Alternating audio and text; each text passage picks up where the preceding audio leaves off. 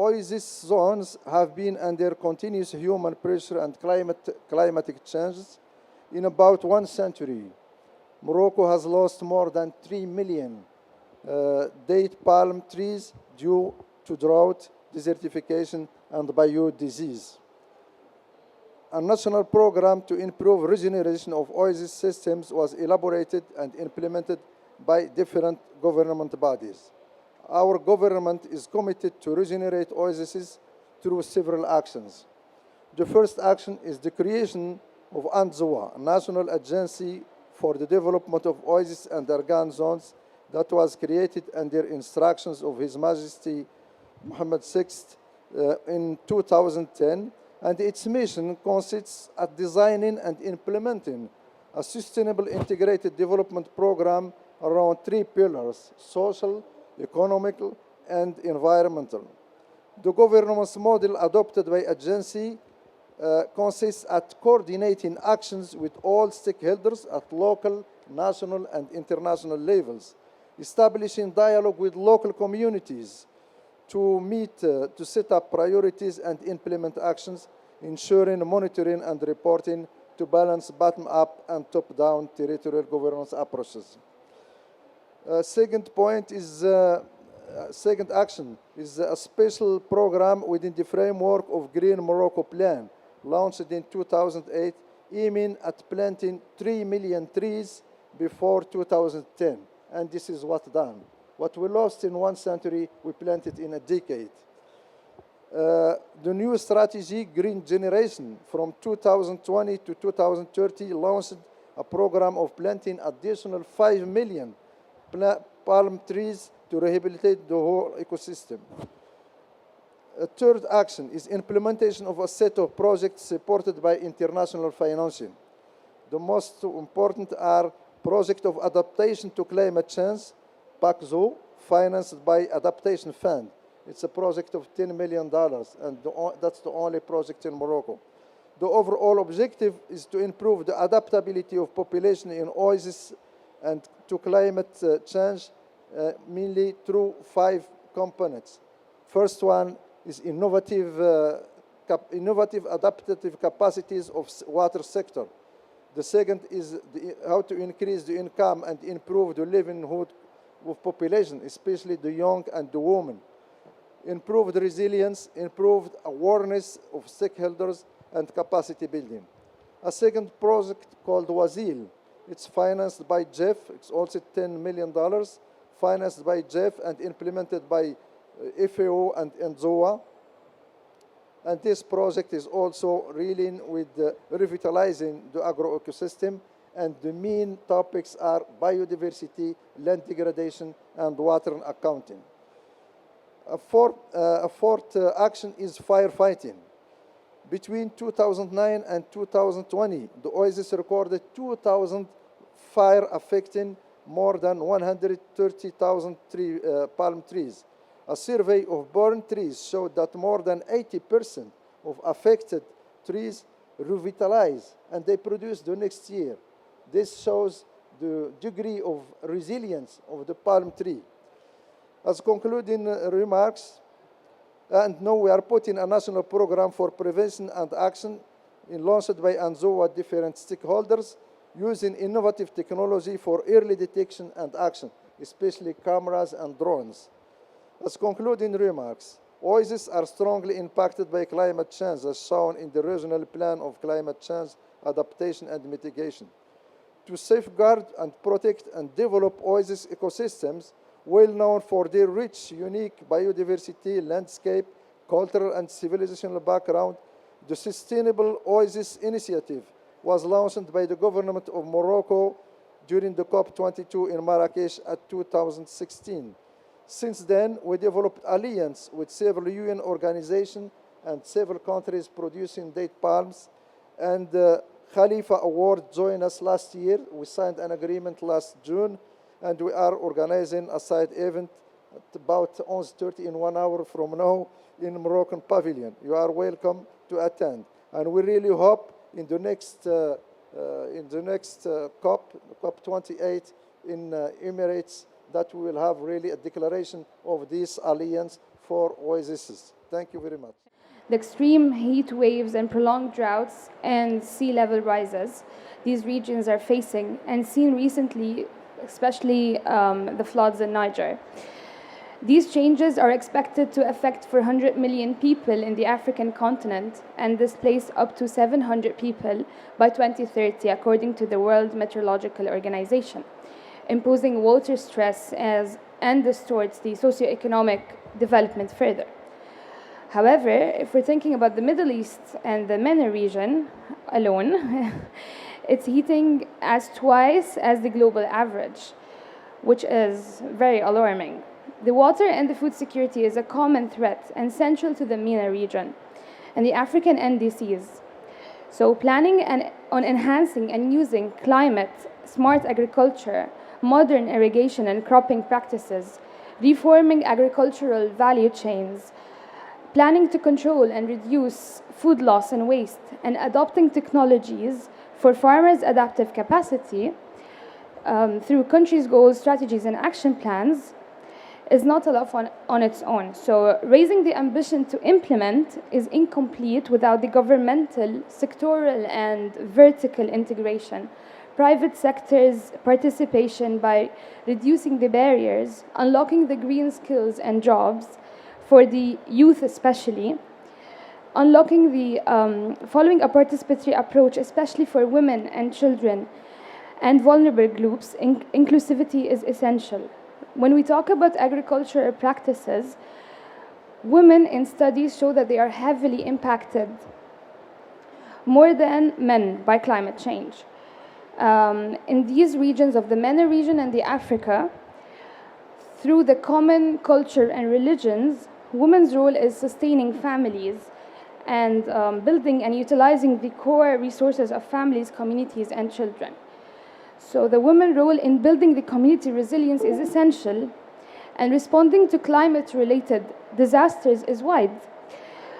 But however, this is not seen in our policymakers, and there is less than 1/3 of decision makers in climate policy formulation as women. So personally, I'm glad to be attending COP this year and witness the large-scale and successful women figures to participate in the decision-making and negotiation process to make our voices heard. So yeah, thank you. 5 local organizations in Egypt take the leadership to do this, and Youth in Green was one of them, taking the main role in providing the support to 149 delegates from 149 representation from different countries all over the globe, giving the floor to plus 1,100 delegates to come to Sharm el-Sheikh and share their expertise, share their voices in the Global Youth Statement that presented to the COP presidency to present the voices of youth. And moving forward to saying that what is the main objective of the policies and what the youth is doing. So I will move forward to a hat of doing the policies, and as working on Youth in Green, I'm also doing a job of policy innovation researcher, and I'm a managing partner in Test Labs providing policy services. And I would like to say that if we need to speak right now about how we could integrate the youth and how to integrate the youth in policies and create this kind of restoration in our communities, we need to know about the concept of living labs. So the living labs is an open innovation approach that applying in the beginning in Europe to create a co-creation and co-production citizenship or ownership on the production phases and the approach of designing the products. So now if we are speaking about the OSIS and the restoration of everything in agriculture, we can talk about how we can experiment in the beginning, the phases, and how to create a validation for the process, which means we need to have a method for doing this. Living Lab is originally started in Europe, and the aim of it is to transfer the public sector organization mechanism in the co-creation and the co-production, and its principle is to create an involvement for all the stakeholders in the innovation process, and also bringing the science, which means we are speaking about science and evidence-based in our conclusion here, to discuss the societal challenges and to create also individual scientific organization management to organize the situation with all the stakeholders together. And also focusing on a specific territories. So we are speaking about MENA region, and we have cities, we have certain characteristics, and we are including the citizenships. And I can see how we are speaking about the heritage and culture and taking all the historical aspects inside one commonalities to understand the cultural context and accordingly act on this. So the values of the living labs in doing this is to increase the sector's productivity. We are speaking about cross-sectorial innovation, which means we need to increase the productivity of the sectors and create a scientific reports that could support the decision making and create also empirical data to be used in the data analysis.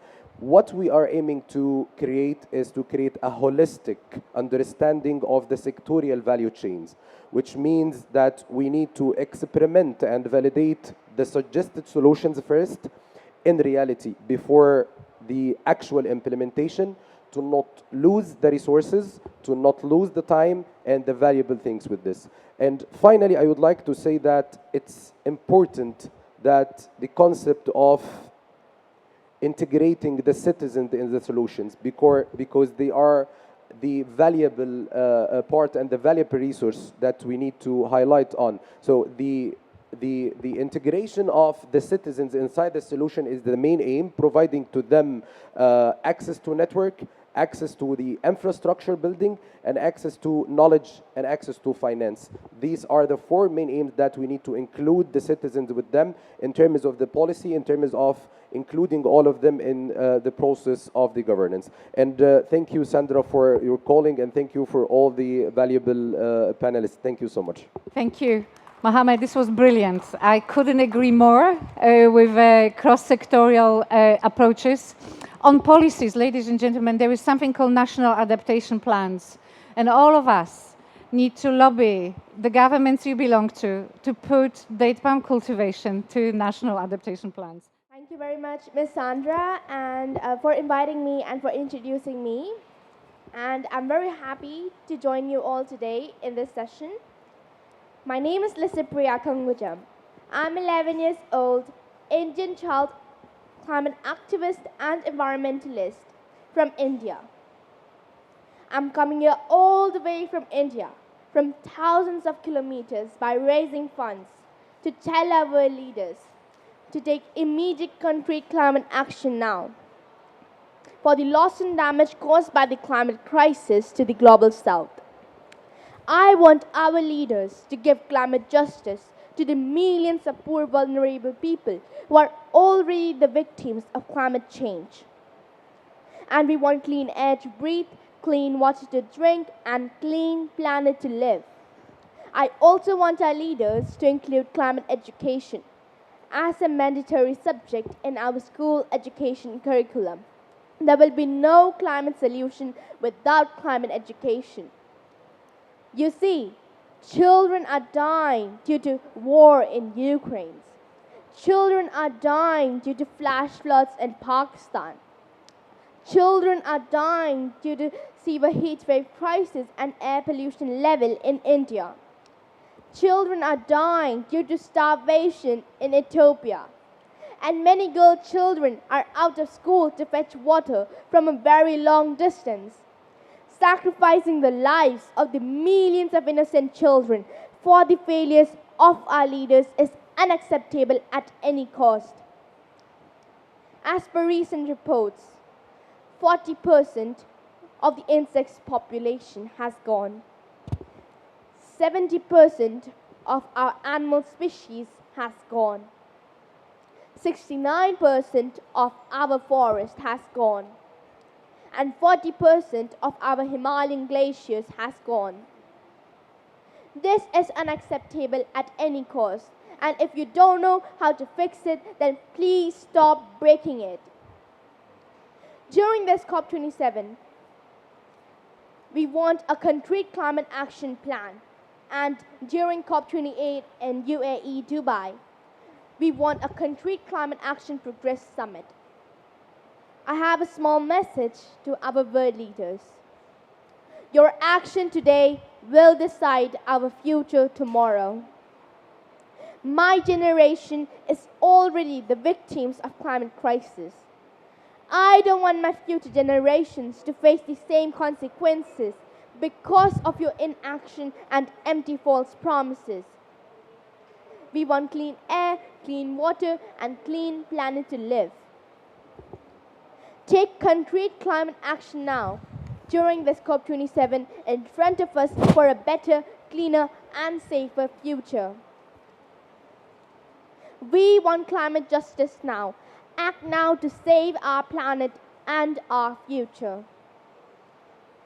You see, my country, India, is facing lots of environmental issues like floods, droughts, heat waves, cyclones, locusts, air pollution, etc. at the same time. These are all the impact of climate change. And many indigenous people are losing their lands, are losing their forest and land rights because of deforestation and many mining activities. This is unacceptable. Deforestation must be an international crime. And I'll continue to fight for clean air, clean water, and clean planet, which are our basic rights. We are unstoppable, another world is possible, and change is possible. Thank you. Thank you. Thank you, Litsipria. This was a global voice of a global climate challenges. As Litsipria was standing behind His Highness Sheikh Zayed, this was a founder of the UAE.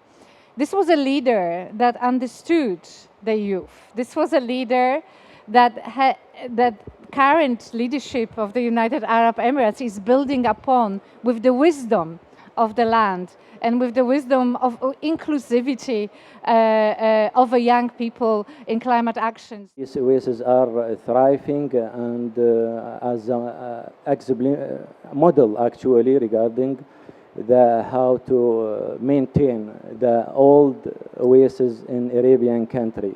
And during the COP, the next COP 28, I think there is initiative will be identify this strategy and its goal, which will be available for others to be benefit. Fantastic. This is a great news. So Oasis on the agenda for COP28. Congratulations, and this is great.